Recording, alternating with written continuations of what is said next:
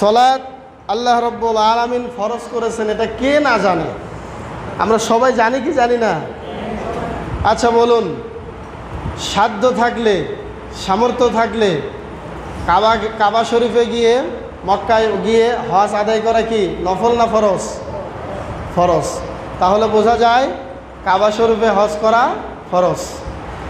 যদি কারো বয়স হয় প্রাপ্তবয়স্ক, তার জন্য পর্দা করা কি ফরজ।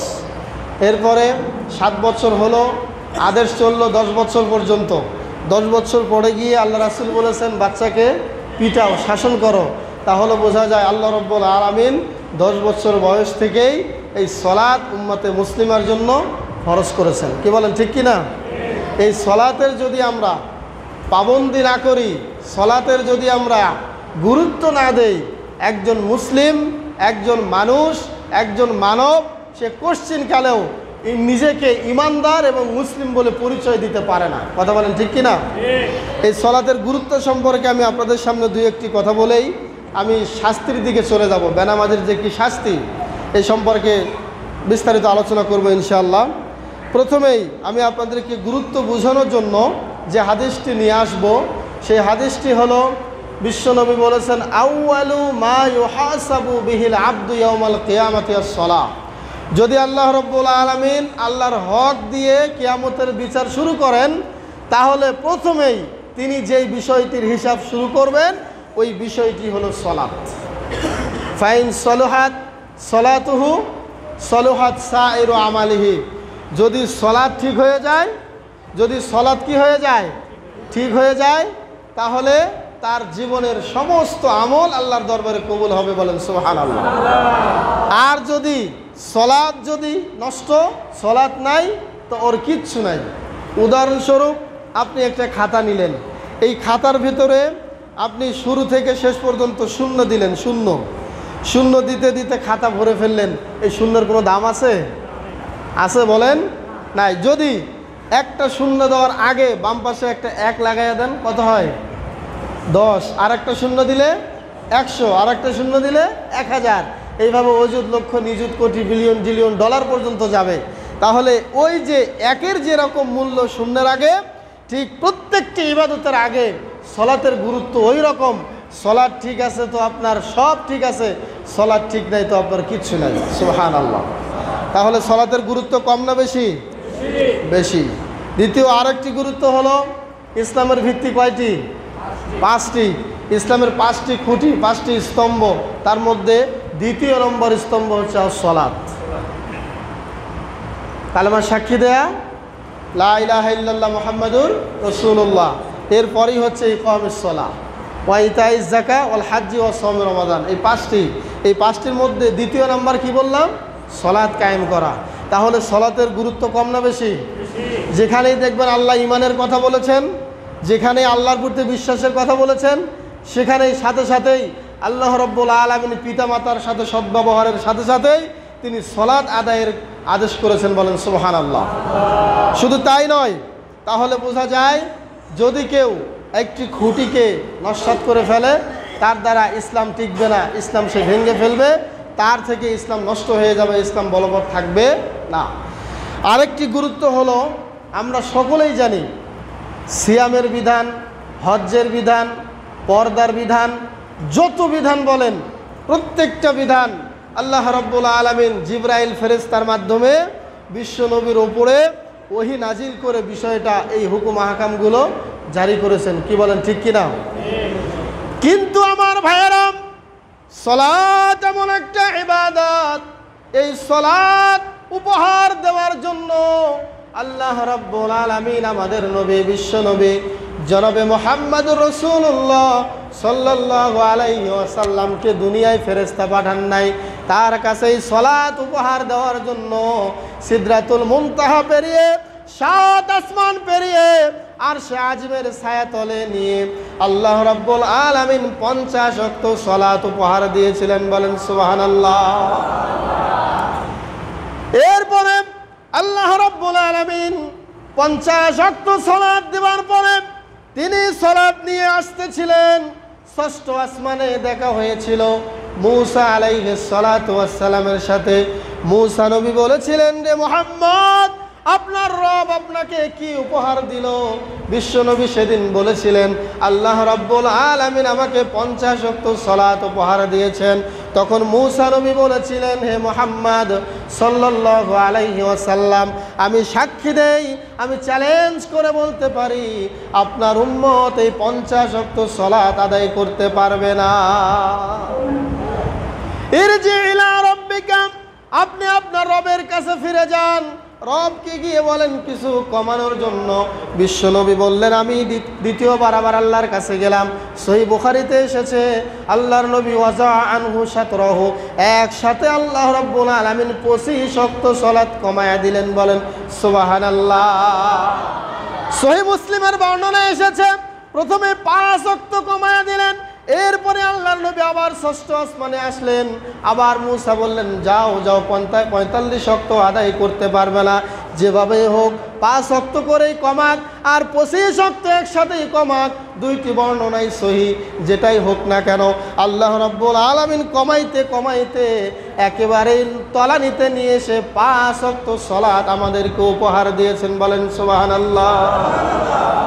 এরপরে আল্লাহর নবী বললেন, আমার উম্মতের মধ্য থেকে কেউ যদি 5 ওয়াক্ত সালাত ঠিক মতো আদায় করে, নম্রতার সাথে, ভদ্রতার সাথে, একাগ্রতার সাথে 5 ওয়াক্ত সালাত কেউ যদি আদায় করে, আল্লাহ রাব্বুল আলামিন স্বয়ং আল্লাহ 50 ওয়াক্ত সালাতের সওয়াব আমলনামায় লিখে দিবে। সালাত কায়েম করো, সালাত কায়েম করো, হবে সম্মানী তুমি, হবে জান্নাতে তুমি, দেবে কাল হাসরে শীতল ছায়া আরশে আজিম, রব্বিয়াল আলা রব্বিয়াল আযীম। বলেন রব্বিয়াল আলা রব্বিয়াল আযীম। সুবহানাল্লাহ। তাহলে ভাইয়েরা আমার, 3 নম্বর গুরুত্ব আমরা কি পেলাম? সমস্ত বিধান আল্লাহ জিবরাইলের মাধ্যমে দুনিয়াতে নাজিল করেছেন, কিন্তু সালাত এই বিধানটা দিয়েছেন আল্লাহ কোথায়? তার নবীকে একেবারেই তার আরশের কাছে ডেকে নিয়ে, তার কাছে ডেকে নিয়ে তিনি উপহার দিয়েছেন। বলেন সুবহানাল্লাহ। আরেকটি গুরুত্ব হলো, আল্লাহ রাব্বুল আলামিন আমাদেরকে সালাতের জন্য যেভাবে আহ্বান করেছেন, কোরআনুল কারিমের ভেতরে আপনারা অনেকেই শুনেছেন, কেউ বলে থাকেন 82 বার, কেউ বলে থাকেন 83 বার, অনেকবার আল্লাহ সালাত কায়েমের কথা কোরআনে উল্লেখ করেছেন। একজন অন্ধ সাহাবী এসেছিল আল্লাহর নবীর কাছে, এসে কি বলেছেন জানেন? বলছিলেন, ইয়া রাসূলুল্লাহ, আমি তো অন্ধ মানুষ, আমাকে সালাতের বিষয়ে রুখসত দেওয়া যায় কি না? আমি একটু বাসায় সালাত আদায় করতে চাই। বিশ্বনবী বললেন, ঠিক আছে, তোমাকে ছুটি দেওয়া গেল, তুমি বাসায় সালাত আদায় করে নিও। লোকটি যাচ্ছিলেন, ইতিমধ্যে জিবরাইল চলে আসলেন, এসে জানাইয়ে দিলেন যে অন্ধ ব্যক্তিকেও জামাত পরিত্যাগ করার কোনো সুযোগ নাই। বিশ্বনবী অন্ধকে ডাক দিলেন, ডেকে বললেন, তুমি কি মুয়াজ্জিনের আযান শুনতে পাও? বলছে যে হ্যাঁ শুনতে পাই। তখন তিনি বললেন, ফাআজিব, তুমি মুয়াজ্জিনের আযানের জবাব দিবা, মসজিদে এসে জামাতে হাজির হইবা। সুবহানাল্লাহ। একজন অন্ধকে সালাত পরিত্যাগ করার জন্য বাসায় সালাত আদায় করবে, বাড়িতে সালাত আদায় করবে, এই জন্য আল্লাহর নবী ছুটি দেন নাই। আপনার চক্ষু আছে, আপনার দৃষ্টি ভালো, আপনার শরীর ভালো, আপনার স্বাস্থ্য ভালো, সব ঠিক আছে, আপনি মসজিদে না আসলে বাড়িতে সালাত আদায় করলে সালাত হবে হবে না। প্রিয় ভাইয়েরা আমার, এটা একটা গুরুত্ব। আরেকটি গুরুত্ব হলো, বিশ্বনবী যেদিন মারা গিয়েছিলেন আপনারা সকলেই জানেন, ওসিয়ত করে গিয়েছিলেন কয়টি? 2টি। কয়টি ওসিয়ত করেছিলেন? আয়েশা সিদ্দিকা বলেন, লম্বা ঘটনা, বুখারীর বর্ণনা, আমি লম্বা বলবো না, 2 মিনিটে শেষ করে দেব, আমার আলোচনার দিকে চলে যাব। আয়েশা সিদ্দিকা বলছেন, সহিহ বুখারীতে এসেছে, তিনি বলছেন আল্লাহর নবী বেহুশ হয়ে যাচ্ছেন, আবার হুঁশ ফিরে পান, বেহুশ হয়ে যান, আবার হুঁশ ফিরে পান। এমনকি তিনি হুঁশ ফিরেই বলছেন, আমাকে পানি দাও আয়েশা, আমি ওযু করব, মসজিদে যাব। ইতিমধ্যেই গভীর রাত হয়ে গিয়েছে, সাহাবীরা অপেক্ষায় আছে, আল্লাহর নবী আসবেন, আমাদেরকে ইশার সালাতের ইমামতি করবেন। ইতিমধ্যেই আয়েশা সিদ্দিকা বললেন, হঠাৎ করে বিশ্বনবী বেহুশ হয়ে পড়লেন। বেহুশ হওয়ার পরে কিছুক্ষণ পরে আবার হুঁশ ফিরে পেলেন। হুঁশ ফিরে বললেন, রে আয়েশা, আমাকে পানি দাও, আমি ওযু করব, ইশার সালাত আদায় করতে যাব। আয়েশা সিদ্দিকা বললেন, আমি পানি দিলাম, আল্লাহর নবীকে পানি দিচ্ছিলাম, তিনি পানিতে হাত দিতে যাচ্ছিলেন, এমত অবস্থায় আবার তিনি বেহুশ হয়ে জমিনে লুটিয়ে পড়লেন। সুবহানাল্লাহ। এভাবে একাধিকবার হতে থাকলো। এক পর্যায়ে আয়েশা সিদ্দিকাকে বিশ্বনবী, আয়েশা সিদ্দিকা বিশ্বনবী বললেন, রে আয়েশা আমার মাথাটা একটু উঁচু করে ধরো। এর মধ্যে একজন সাহাবী আসলো, আবু জার সাহাবী আসলো, এসে বলল, ইয়া রাসূলুল্লাহ, সাহাবীরা আপনার অপেক্ষা করতেছেন, তারা আপনাকে সারা সলাতে দাঁড়াচ্ছেন না। বিশ্বনবী ইশারা করলেন আবু বকরের দিকে, আবু বকরকে বলো সলাতের ইমামতি করতে। সবাই আবু বকরের ইমামতিতে সালাতে দাঁড়িয়ে গেল, কিন্তু সবার সলাতের ভিতরেই সবার চোখ দিয়ে পানি বয়ে বয়ে সবার জামা ভিজে যাচ্ছে। আর সবাই মেনে নিয়েছে, এটা ধারণা করে নিয়েছে আল্লাহর নবী যেহেতু এখনও মৃত্যুবরণ করেন নাই, তিনি অসুস্থ অবস্থায় আছেন। আজ যেহেতু আল্লাহর নবীর জায়নামাজে আবু বকর দাঁড়িয়েছে, আজ থেকে আমরা আর আল্লাহর নবীর পেছনে জামাতে হাজির হতে পারবো না। এই চিন্তায়, এই ব্যথায় সবাই কান্না শুরু করেছে। বিশ্বনবী বললেন আবু বকরকে জামাতের ইমামতি করতে বলো। আবু বকর জামাতের ইমামতি করতেছিল। বিশ্বনবী আয়েশাকে বললেন আমার মাথাটা উঁচু করে ধরো। আয়েশা মাথা উঁচু করে ধরলেন। কিছুক্ষণ পরে আয়েশা দেখলেন আল্লাহর নবীর দুই চক্ষু দিয়ে পানি টস টস করে পড়তেছে। আয়েশা জিজ্ঞাসা করলেন, ইয়া রাসূলুল্লাহ, ইয়া হাবিবাল্লাহ, আপনি কাঁদেন কেন? এবার আয়েশাকে বিশ্বনবী বললেন, রে আয়েশা, এই যে আমার উম্মতে মুহাম্মাদী, আমার উম্মত এই যে সালাত আদায় করতেছে, ভবিষ্যতের একটা চিত্র আমার চোখের সামনে ধরা পড়লো রে আয়েশা। হে আয়েশা, এটা আমার দুঃখের কান্না নয়, এটা আমার সুখের কান্না। ভবিষ্যতের একটা চিত্র আমার সামনে ধরা পড়লো, আমার উম্মত এইভাবে সারিবদ্ধ হয়ে সালাত আদায় করবে। এই সালাত আদায় করার জন্য উহুদের ময়দানে আমার রক্ত ঝরেছে, তায়েফের ময়দানে আমার শরীর থেকে রক্ত ঝরেছে। এই সালাত কায়েমের জন্য কতই না নির্যাতন আমার সহ্য করতে হয়েছে, কিন্তু সাহাবীদের সালাতের দৃশ্য দেখে আমার আজকে মনটা ভরে গেল। বলেন সুবহানাল্লাহ। আয়েশা সিদ্দিকা বলেন, ওই দিন আল্লাহর নবী মৃত্যুর সময় আমার রানের উপরে মাথা দিয়ে শুয়েছিলেন। ওই সময় আল্লাহর নবী দুইটি নসিহত করেছিলেন, আসসালাত আসসালাত আসসালাত ওয়া মা মালাকাত আইমানুকুম। আমার উম্মতেরা নামাজ, আমার উম্মতেরা সালাত, সালাত সালাত, খবরদার তোমরা সালাত ছেড়ে দিও না।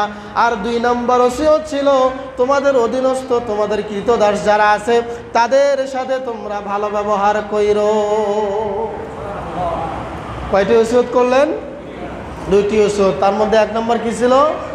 সালাত। আজকে দুঃখজনক হলেও সত্য, সেই উম্মতে মুহাম্মাদী আজকে সালাত আদায় করে না।